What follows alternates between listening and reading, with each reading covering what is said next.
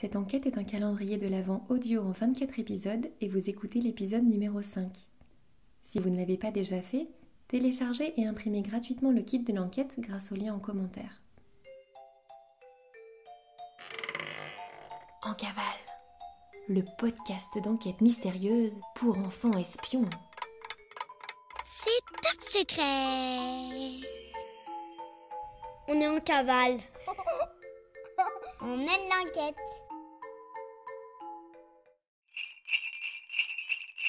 Traîneau-glace répare, traîneau-glace remplace.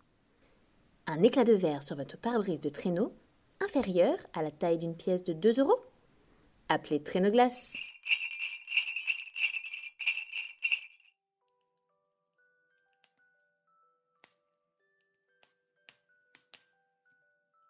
Madame Albertine accepte d'emmener Astro jusqu'à la bibliothèque du Père Noël.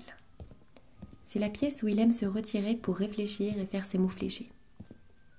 Je t'ai prévenu, Astro, il n'aime pas être dérangé pendant ses mots fléchés. Astro a vraiment besoin de convaincre le Père Noël de lui accorder un peu de temps pour lui poser des questions. L'enquête piétine, les lutins sont toujours profondément endormis et pour l'instant, il n'y a aucun suspect. J'ai tout prévu, Madame Albertine. Les enfants espions ont complété la grille des mots fléchés. Ça va beaucoup aider le Père Noël. Il sera sans doute content de me voir. La librairie du Père Noël est à l'autre bout du château, dans un des donjons, et il faut parcourir de nombreux et longs couloirs pour y arriver. Astro observe les tableaux suspendus au mur. Ce sont de grandes peintures à l'huile qui représentent le Père Noël depuis son enfance. Le Père Noël à l'école, le Père Noël en vacances, le Père Noël et ses reines, le mariage du Père Noël et de la Mère Noël.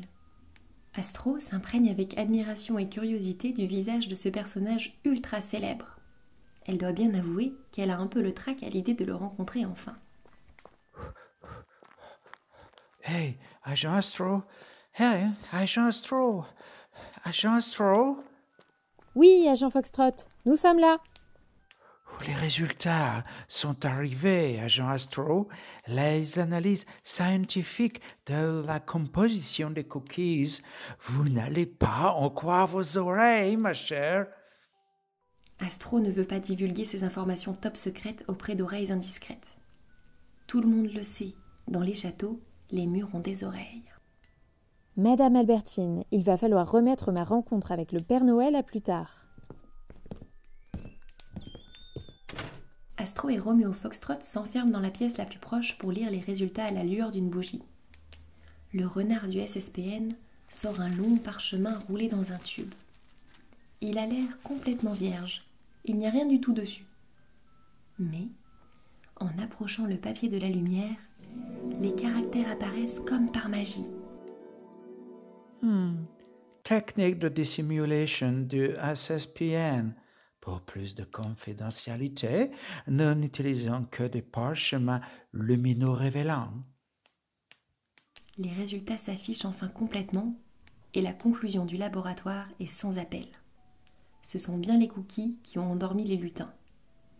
Ils contenaient une très haute dose de somnifères.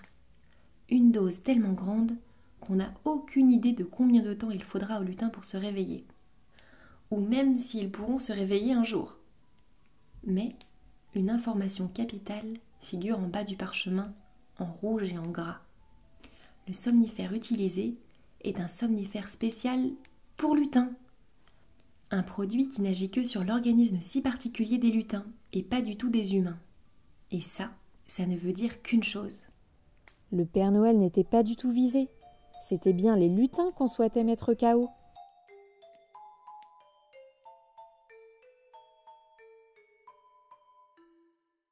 Le somnifère à lutin révélé par l'analyse est composé de plusieurs ingrédients que l'on peut trouver dans n'importe quelle cuisine. Tu dois d'ailleurs en avoir chez toi. Cette combinaison d'ingrédients ne fait rien du tout aux humains, mais devient un puissant somnifère à lutin. Est-ce que tu peux deviner de quel ingrédient il s'agit ?